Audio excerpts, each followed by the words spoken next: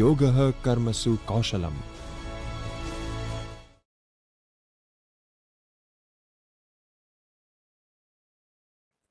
Hello everyone, I am Professor Sredave from the CDOE department, Gujarat University. Today we begin to explore one of the most fundamental concepts in our web development, the power of selection. Think of the selectors as the vital bridge that connect your creative code, whether it is a styling in a CSS or logic in JavaScript, to the actual structures of an HTML document.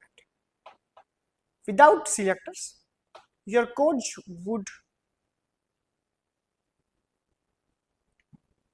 have no way of knowing which part of the website to change.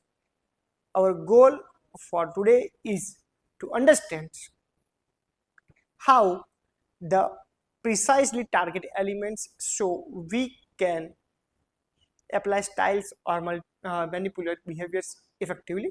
So we will be focusing on the core 4 like ID selectors, class selectors and type selectors, and the hierarchy based concept selectors.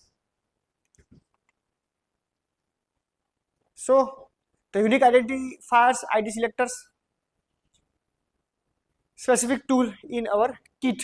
So the ID selectors, and the ID is like a digital fingerprint. It targets a single unique elements on a page. In CSS syntax, we denote an ID using the hash or a pound symbol, while in a JavaScript we use the specific command document.getElement by ID, because an ID must be unique within a single HTML document. The best practice is to reserve them for a major structural components that only appears once, such as your main navigation bar or the footer. So using IDs for a unique logic ensure that your script is exactly the right target without any ambiguity. So next one is have a class selector, which is much more versatile than the ID. While an ID is a 4 single element, a class is designed to target a multiple elements that share the same characteristics. In CSS, we represent a class using a dot symbol, and in JavaScript, we use document.getElements by class name. So classes are perfect for a reusable style or a behaviors. For an example, if you want all your buttons, cards or alert boxes to look the same, you give them the same class. And a key of advantage here is that a single HTML element can actually have a multiple classes, giving you great flexibility in how you layer your designs. The broad brush type selectors. So when you want to make changes on a global scale, you reach for the type selectors, also known as the elements selectors. So this targets elements based purely on their HTML tag names, such as an every paragraph tag, every headings or every section. Unlike IDs or classes, there is no prefix needed in our CSS. You just type the tag name itself. This is your broad brush tool. You would use this when setting site wide defaults, such as a dedicated that every single paragraph on your website should use a specific font family, or that every header should have a consistent margin.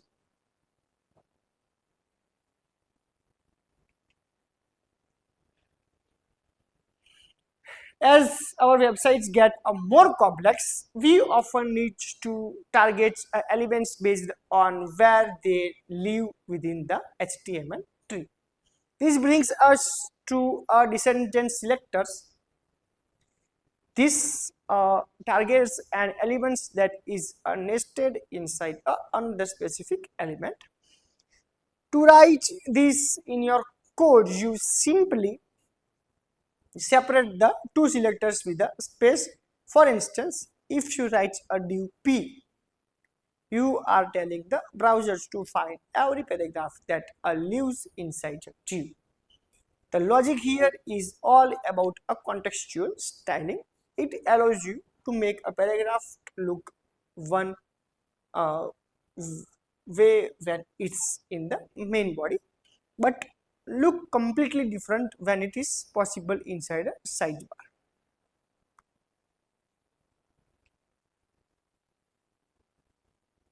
Sometimes the descendant selector is a bit too broad, so we use the child selectors for a tighter control. This specific target an element that is a direct child of another, meaning it is exactly one level down in the hierarchy. We use the greater than sign to represent these relationships. For example, another list is greater than a listed list.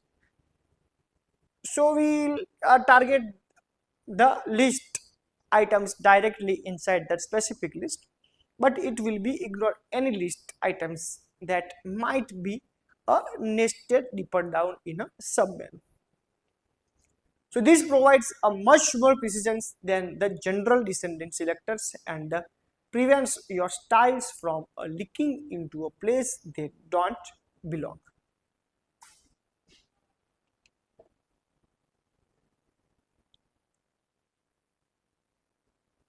We also have tools to target elements that are on the same level of the hierarchy known as siblings. There are two types we use frequently. The first is the adjacent siblings represented by the plus sign, which targets the very next element of the same level, like targeting only the first paragraph that immediately following a heading. The second is the general sibling represented by the tide symbol. This is a broader as its targets all following siblings at the same level within the same container. This incredibly useful for creating a layout patterns where elements react to the ones appearing before them.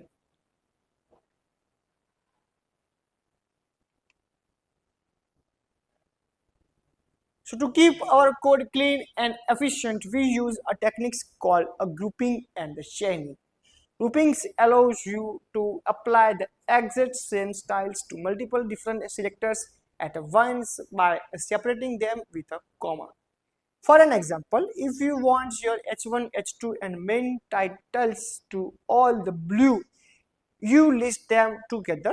Chaining, on the other hand, it's about being more specific.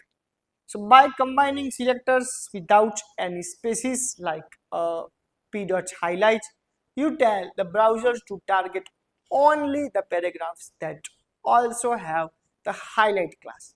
This ensures your logic is laser focused and doesn't affect other elements accidentally. Next one is where we use them. So in the particular environment, we use these selectors in two distinct ways. In CSS, we use them to define the visual presentations, covering colors, layouts, and the sizes. In JavaScript, we can use to make the pages interactive. Modern JavaScript offers two powerful methods like query selectors, which finds the first element that matches your string, and query selector all, which finds every single match and returns them as a list. So choosing the right selectors is not just about making things work. It's about efficiency. So using the right tools improves both the rendering speed of the website and the readability of the code.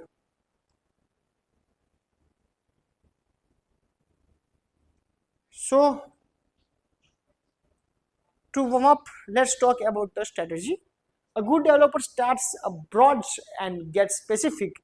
Use a type selectors for your site defaults, class for your reusable components, and IDs only for a unique logic. You want to avoid over selections. Don't make your selectors too long, as it makes your code brittle and hard to maintain. While ID selectors are technically the fastest for a computer process, in modern professional developments, classes selectors are the industrial standards because they are much easier to maintain as a project grows. So yeah, we have covered the essential ways to find the manipulate elements within a web development, from the broad strokes of type selectors to the surgical precisions of IDs and child relationships. So mastering this core 4 is the first step towards the building a truly professional and maintainable web architectures. If you would like to dive deeper, I highly recommend the MD and web docs of the CSS selectors as a primary resource. And if there you have any questions, you can comment down in this video. So yeah, that's it for this video. We will see more in our next video. Till then, thank you so much for the watching. Bye.